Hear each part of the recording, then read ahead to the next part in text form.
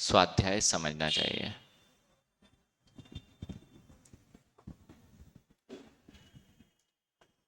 पूज्य मुनिश्री के चरणों में कोटि सा नमोस्तु। हे गुरुदेव, सच्चा धर्म क्या है? मानव सेवा? क्या पूजा पाठ ही धर्म है? मोक्ष का अर्थ क्या है? और कर्म और भाग्य में क्या संबंध है? सच्चा धर्म क्या है? तो मानव सेवा और पूजा पाठ, इनमें से दो में पहले अपन बात कर लेते हैं।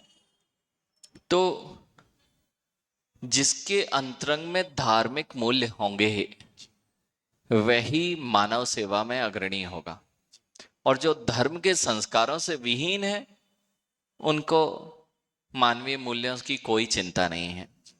वास्तविकता में तो मानवीय मूल्यों की वृद्धि करने में यदि कोई कारण है तो वे धर्म के संस्कार ही हैं।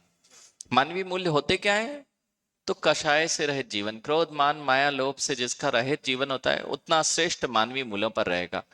दूसरी बात, पांचों पापों से रहित व्यक्ति ही मानव कहला सकता है। हिंसा कर रहा है, झूठ बोल रहा है, कुशील कर रहा है, परिग्रह रख रहा है, वह मानव मूल्यों से रहित है। इसलिए मानव धर्म की सेवा वास्तविकता में स्वयं को मानव बनाना धर्म कराता है, और वह जो स्वयं मानव है वही मानवीयता की सेवा करता है।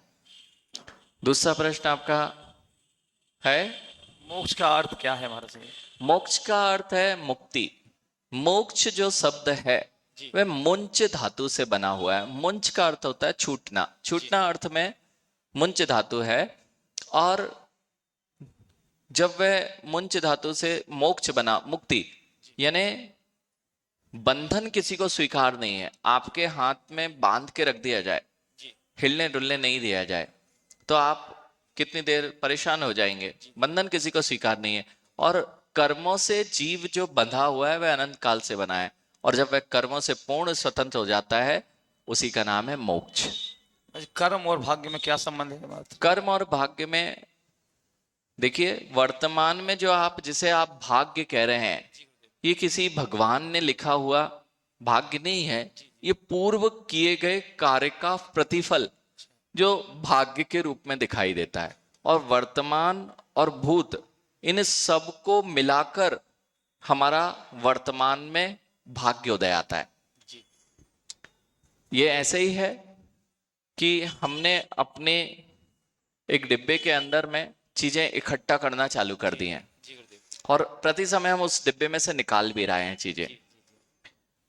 हम पिछले 10 साल से यदि एक डिब्बे में नोट डाल रहे हैं, 10 साल से हम अलग अलग तरीके के नोट डाल रहे हैं। हर मिनट में हम एक नोट डालते हैं, हर मिनट में डालते हैं, और जब हम निकालते हैं तो हर मिनट में निकालते हैं। तो कौन सा नोट कब आएगा,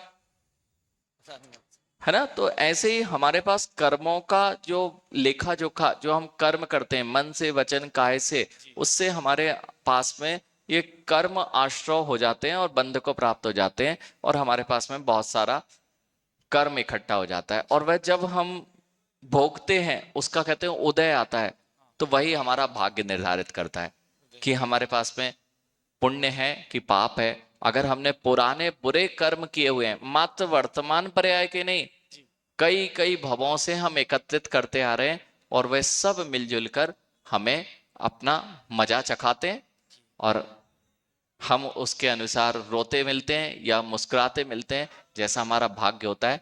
इसलिए कर्म ही भविष्य का भाग्य निर्धारण करते हैं, और वर्तमान में जो भाग्य है वह भूत और वर्तमान के किए गए कर्मों का ही प्रतिफल है। नमोस्तु।